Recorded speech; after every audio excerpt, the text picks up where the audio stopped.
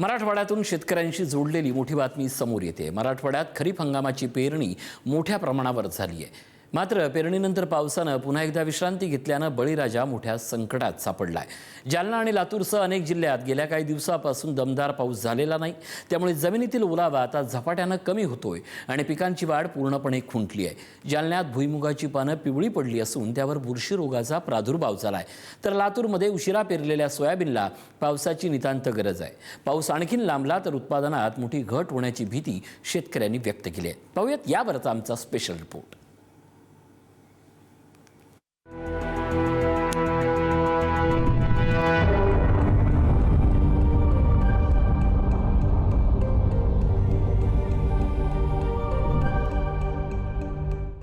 मराठवाड्यात यंदाचा खरीप हंगाम सुरुवातीपासूनच पावसाच्या अनियमिततेमुळे अडचणीत आलाय।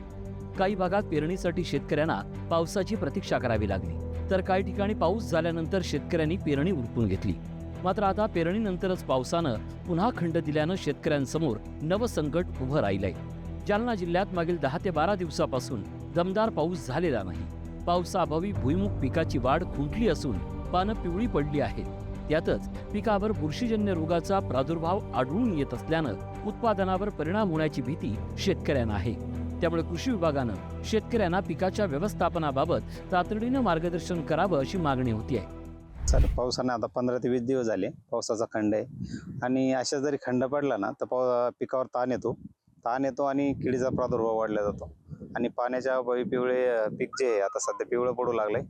असाच जरी पावसाचा अजून खंड राहिला तर 100% उत्पन्नामध्ये घट येईल आणि काय किडीचा प्रादुर्भाव वाढतो, टेम्परेचर वाढलं जातं, मग त्याच्यामुळे काय होतं, जास्तीचे कीटक अटॅक करतात झाडावर आणि मग फवारण्याचा खर्च वाढतो आणि रिझल्ट येत नाही।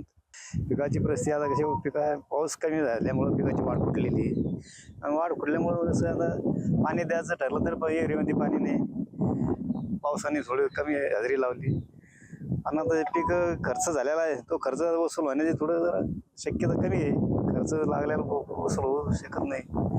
गव्हर्नमेंटनं थोडं आता खताचे औषधाचे भाव जरा थोडे योग्यशीर ठेवा असे शेतकऱ्याची विनंती आहे। लातूर जिल्ह्यातही गेल्या अनेक दिवसांपासून पावसानं पाठ फिरवली आहे। यंदा पावसाच्या अनियमिततेमुळे खरीप पेरणी 2 टप्प्यात झाली। पहिल्या टप्प्यात जवळपास 60% क्षेत्रावर पेरणी झाली, तर जुलैच्या शेवटच्या आठवड्यात झालेल्या रिमझिम पावसाच्या भरवशावर दुसऱ्या टप्प्यात जवळपास 25 ते 30% क्षेत्रावर पेरणी करण्यात आली। मात्र या पेरणीनंतरच पावसानं दडी मारल्यानं पिकांची वाढ खुंटण्याचा धोका निर्माण झालाय। म्हणजे दुसऱ्या तिसऱ्या आठवड्यामध्ये माझी पेरणी चालू झाली। मग पेरलो उगून आलं, पण नंतर पाऊस बंद झाला तर माझं सोयाबीन आज फुलोऱ्यामध्ये राहायला पाहिजे होतं, पण ते राहिलं नाही। आज माझं पिकच वाढत नाही, पाऊस नाही। रोज आवळाकडे बघावं लागतंय आम्हाला, पण पाऊस पडत नाही आणि माझं पीक पण चांगलं येत नाही। सध्या सोयाबीन माझं आलेलं नाही। लातूर जिल्ह्यात खरीपाचे जवळपास 5,86,000 हेक्टर क्षेत्र आहे। पावसाअभावी यापैकी सुमारे 10% क्षेत्रावर अद्याप पेरण्या रखडल्या आहेत। सध्या शेतात असलेल्या सोयाबीनसह इतर पिकांना पावसाची गरज आहे। पावसानं आणखीन ओढ दिल्यास उत्पादनात मोठी घट होऊन उत्पादन खर्चही निघणं मुश्किल होण्याची भीती शेतकरी व्यक्त करतायत। पावसाने खंड दिल्यामुळे लातूर जिल्ह्यामध्ये यंदाच्या खरीप हंगामामध्ये 2 टप्प्यात पेरण्या झाल्या। अद्यापही 10% क्षेत्रावरती लातूर जिल्ह्यात पेरण्या रखडलेल्या आहेत। मी सध्या उभा आहे लातूर जिल्ह्यातल्या बुधोडा शिवारामध्ये। गेल्या महिन्यात काही प्रमाणात झालेल्या पावसाच्या भरोश्यावर इथल्या शेतकऱ्यांनी दुसऱ्या टप्प्यामध्ये मूग सोयाबीनची लागवड केली होती।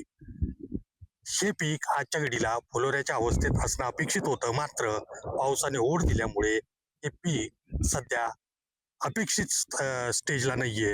एकीकडे मराठवाड्यात मोठ्या प्रमाणावर खरीप पेरणी पूर्ण झाली आहे, तर दुसरीकडे पेरणीनंतरच पावसानं खंड दिल्यानं पिकांना जीवदान देण्यासाठी शेतकऱ्यांचे डोळे आता आभाळाकडे लागले आहेत। जालना असो किंवा लातूर, पावसानं आणखीन ओढ दिल्यास त्याचा थेट परिणाम पिकाच्या वाढीवर आणि अंतिम उत्पादनावर होण्याची शक्यता आहे। त्यामुळे कृषी विभागानं पिकाची पाहणी करून शेतकऱ्यांना आवश्यक मार्गदर्शन आणि उपाययोजना सुचवण्याची गरज निर्माण झाली आहे। सचिन जिरे, छत्रपती संभाजीनगर, पुढारी न्यूज।